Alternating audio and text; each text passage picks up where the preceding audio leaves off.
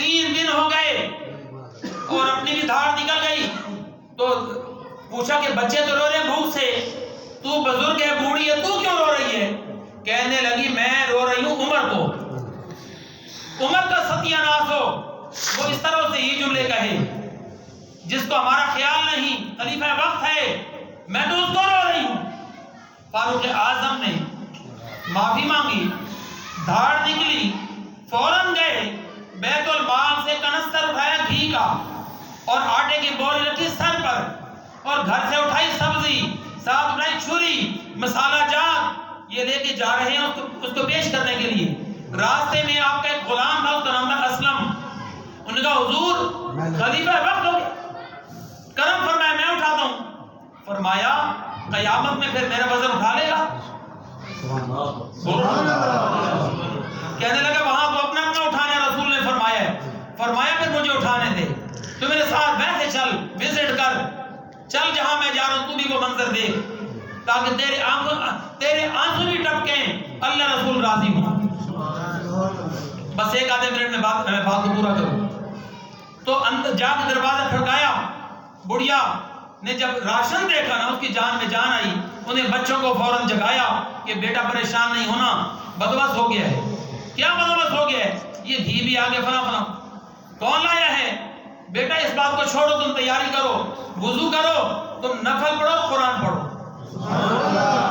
میں تمہارے لیے کچھ بندوبست کرتی ہوں, کھانا بناتی ہوں. اسلم نے آگ جلائی, بڑھیا نے سبزی کاٹی, گوشت ساتھ رکھا. فاروق اعظم نے اپنے پیارے ہاتھوں سے آٹا گوندھا. ابھی بھی نہیں بول رہی. جب آٹا گوندھا, روٹی پکوائی تھا, لکڑیاں تھی گیلی, باہر بیٹھی بھی تھی بڑھیا. بڑھیا نے ایک پھونک ماری, آگ نہیں جلی. فاروق اعظم نے فرمایا بی بی سائڈ پر ہو, خلیفہ وقت ہو گئے, پھونک مار مار کے اس کی آگ جلا رہے ہیں. آج کے حکمرانوں کو یہ درس ہے یوٹیوب کے ذریعے, تم نے بڑی بڑی حکمرانیاں کرنی کرو, اللہ تمہیں نصیب کرے. ہمارے بس کی بات تو ویسے ہی نہیں ہے. ہم نماز روزہ قرآن و حدیث کا کچھ کام کر سکے, یہی کافی ہے. تمہیں تمہاری حکومت مبارک ہو. خدارا فاروق اعظم کی حکومت تو پڑھو, صدیق اکبر کا طریقہ تو پڑھو, عثمان غنی کو تو پڑھو, مولا علی مشکل کشا کو تو دیکھو, امام حسن حسین, حضرت امیر معاویہ, ابو ذر غفاری, سلمان فارسی, بلال حبشی. اگر ان کو پڑھو تو صحیح نا. پھر طرز حکومت جب ان کے مطابق بناؤ گے, پھر تمہیں 2 سال 3 سال کے بعد تمہیں اٹھا کے کوئی دھکا دے کے نہیں پھینکے گا. پھر 5 سال گزرنے کے بعد بھی تمہیں ہر کوئی سلوٹ کرے گا. صدیقی فاروقی بنو, پہلے غلام بنو. اب جب روٹی پک گئی, بچوں کے آگے اچھا روٹی پک رہی ہے, آگ جلا کے بڑھیا روٹی پکا رہی ہے. آپ نے پتا کیا کیا؟ جس طرح بکری چلتی ہے, دونوں ہاتھ آگے ٹیکتی ہے. جس طرح بکری چلتی ہے نا, تو 2 پاؤں اور 2 ہاتھ, جس طرح بکری چلتی ہے بچہ, اس طرح ہی چل رہے ہیں. تو اسلم کہنے لگے ہمارے آقا یہ کیا ہوا؟ کہا بچے بڑے سخت بھوک کے اندر پریشان ہیں, تو جب وہ مجھے دیکھیں گے نا میری اس حرکت کو کہ یہ کیا ہو رہا ہے, ان کا خیال ادھر بڑھ جائے گا, پریشانی کم ہو جائے گی, وہ خوش ہو جائیں گے. ادھر یہ خوش ہو, ادھر مدینے والا خوش ہو جائے گا, ادھر وہ خوش تو ادھر اللہ خوش. اتنے ٹائم میں روٹی پک کے ان کے آگے آ جائے گی. اس طرح انہوں نے وقت گزارا, اس طرح لوگوں کی خوشیاں حاصل کی, اللہ رسول کی رضا حاصل کی. اب جب روٹی پک گئی, ان کو روٹی پیش کی گئی, بچے کھا چکے, بڑھیا کھا چکی, اب سلوٹ کر کے جانے لگے.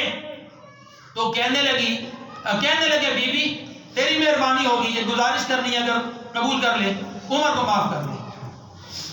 سبحان اللہ, عمر کو معاف کر دے. سبحان اللہ.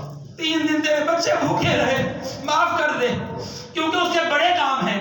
کتنے لوگوں سے ملاقاتیں کرنی ہوتی ہیں, نظام مصطفیٰ کو چلانا ہے, رات دن عبادت بھی کرنی ہے, سب کی دیکھ بھال بھی کرنی ہے. کہنے لگی میں کبھی معاف نہیں کروں گی. آپ نے بار بار معافی مانگی رو رو کے, کہا نہیں کروں گی. تو کہنے لگے مہربانی ہوگی. کہنے لگی نہیں, میں یہاں بھی معاف نہیں کروں گی, بروز محشر بھی میرا ہاتھ ہوگا, عمر کا گریبان ہوگا. عمر کی دھاڑ نکلی, آگے ہوئے, کہنے لگے اگر یہ معاملہ ہے تو عمر میں ہی ہوں, میں ہی عمر ہوں. یہاں میرے گریبان بھی پکڑ, جو کرنا کر، میدان محشر میں مجھے رسوا نہ کرنا۔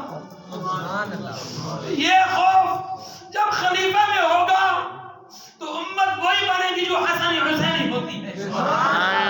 یہ یوٹیوب کے ذریعے ایوانوں کے اندر یہ بات جانی چاہیے، اور جتنے حکمران ہیں جس پارٹی سے تعلق رکھتے ہیں، یا تم کلمہ تو محمد ہی پڑھتے ہو نا، اپنے آپ کو اس طرح میں ڈھالو تاکہ تمہیں بھی کوئی خطرہ نہ ہو اور تمہاری حکومت کو بھی کوئی خطرہ نہ ہو، تمہارے گرد و نواح میں بھی سبحان اللہ کی صداقت۔